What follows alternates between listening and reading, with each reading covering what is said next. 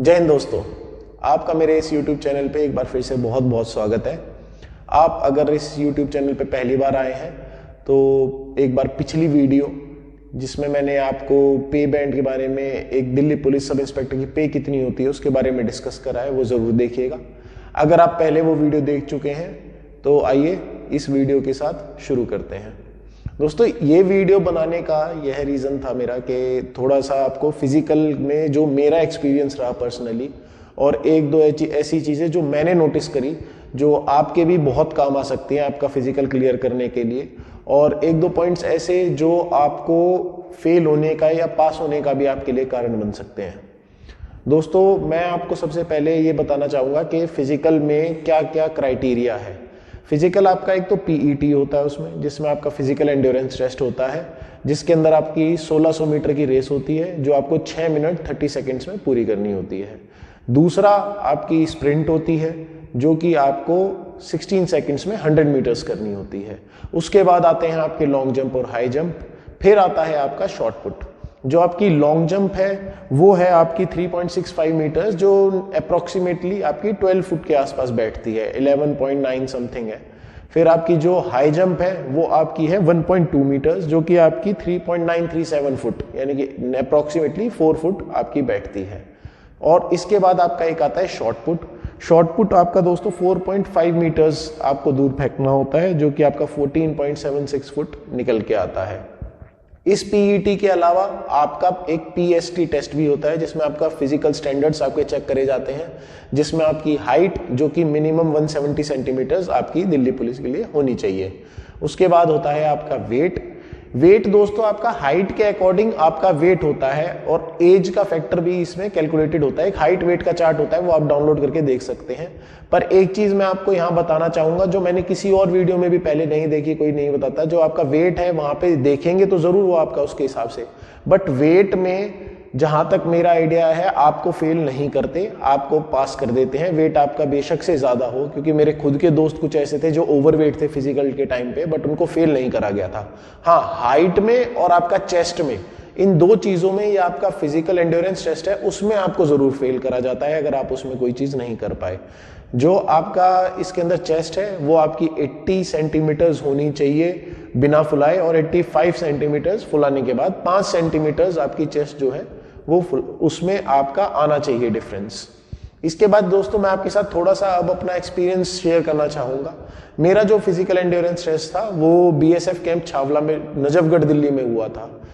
मैं दोस्तों यंग अपने स्कूल टाइम में स्पोर्ट्स वगैरह भी करा था, वो भी करा था, बट काफ़ी सालों से वो चीज़ छोड़ी हुई थी।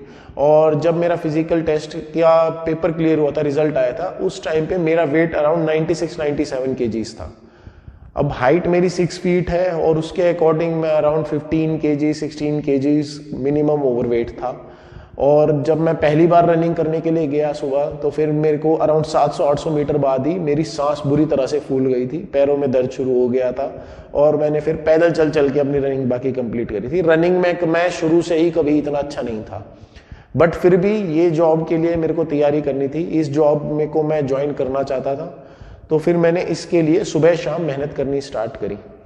बल्कि बाद में आखिरी के 1-1.5 महीने में मैं अपने गाँव भी गया, अपने नेटिव प्लेस गया, वहाँ पे अपने फ्रेंड्स के साथ, और मेरे जो दूसरे कुछ साथी हैं जो आर्मी की भी वहाँ पे ट्रेनिंग कर रहे थे, आर्मी की तैयारी कर रहे थे फिजिकल की, उनके साथ मैंने रनिंग करना स्टार्ट करा।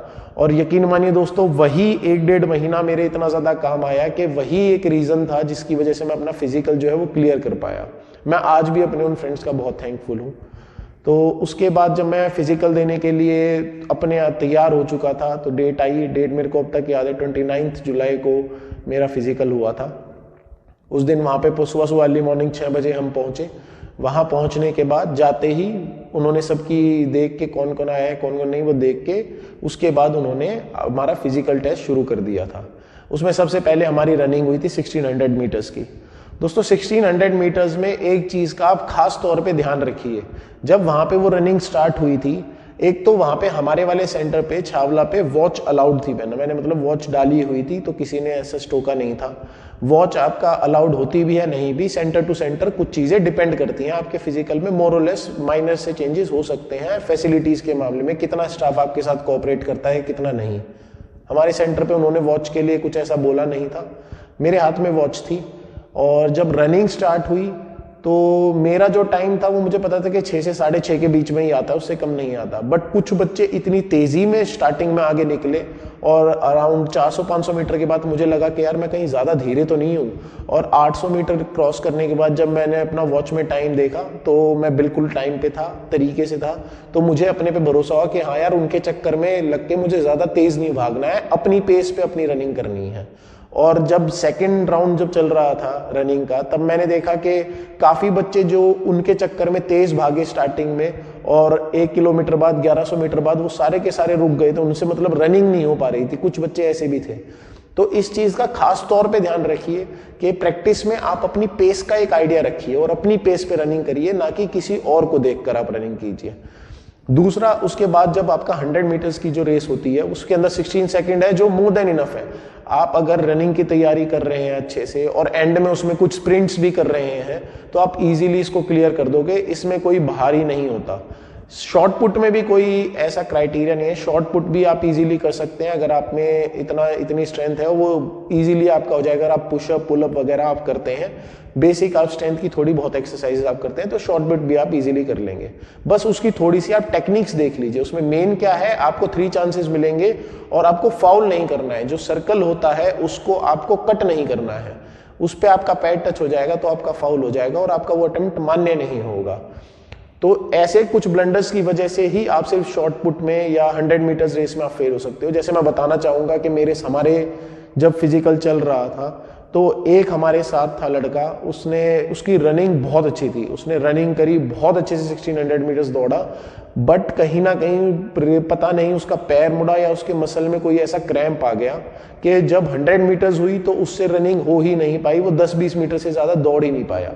तो आप अच्छे से वहां पे भी जा रहे हैं तो थोड़ा सा हल्का सा एक वार्म अप कर लीजिए, या फिर आप थोड़ा इंजरी का ध्यान रखिए। शूज आप अपने अच्छे वाले जिनमें आप डेली रनिंग करते हैं वो वाले पहन के जाइए, कोई नए शूज पहनना पहने जिनमें आप कंफर्टेबल फील ना करें।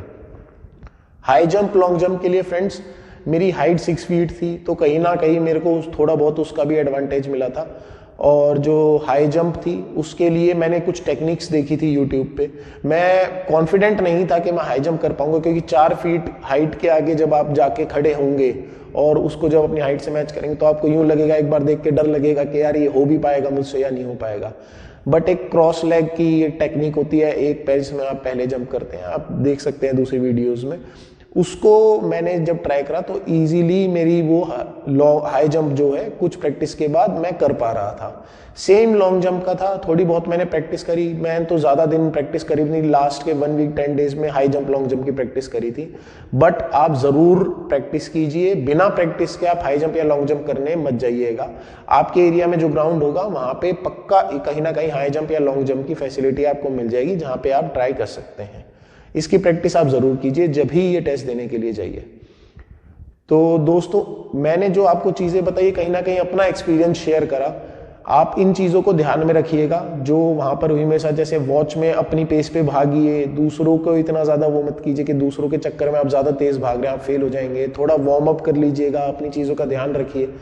आप इन चीज़ों का ध्यान रखेंगे तो आप इजीली ये फिजिकल टेस्ट जो है क्लियर कर जाएंगे। स्टैमिना और वो सारी चीज़ें आप तैयारी करते रहेंगे, आपका वो बढ़ता रहेगा। अपने फ्रेंड्स के साथ उनकी मदद लीजिए, उनके साथ आप रनिंग पे जाइए, आप अपना टाइम देखिए। और हर एक का अलग अलग स्टैमिना होता है, हर एक की फिजिकल एबिलिटीज़ अलग अलग होती हैं। आप अपनी कमजोरियां समझिए और उनके ऊपर वर्क कीजिएगा। तो और फाइनली मैं आपको ऑल द बेस्ट कहना चाहूँगा आपकी तैयारी के लिए। बहुत अच्छे से मेहनत कीजिए, आप कोशिश करेंगे, कॉन्फिडेंट रहेंगे, आप इजीली इसको क्लियर कर जाएंगे। कोई ऐसी चिंता की बात नहीं है, पर ज़्यादा भी इसको हल्के में मत लीजिएगा, अपनी मेहनत मत छोड़िएगा। Consistency is the key, consistent रहिए अपनी तैयारी में। चलिए दोस्तों, इस वीडियो को यहीं समाप्त करना है कि मैं आपसे इजाज़त चाहूँगा। इस वीडियो को अगर आपको इंफॉर्मेशन पसंद आई हो तो इस वीडियो को लाइक कीजिएगा। इस वीडियो को ज़्यादा से ज़्यादा अपने फ्रेंड्स के साथ, जिन्हें आपको लगता है कि वो उनको इनसे हेल्प होगी, अपने फैमिली मेम्बर्स के साथ शेयर कीजिए, उनको दिखाइए और हो सके तो मेरे इस चैनल को प्लीज़ सब्सक्राइब कीजिएगा। फ्यूचर में मैं अपने इस जॉब में क्या एक्सपीरियंसेस रहे, अपना ट्रेनिंग में जो एक्सपीरियंसेस रहे, मेरे दूसरे जो मेरे फ्रेंड्स हैं उनके क्या एक्सपीरियंसेस हैं, मैं आपके साथ फ्यूचर वीडियोज़ में भी शेयर करता रहूँगा। जय हिंद दोस्तों।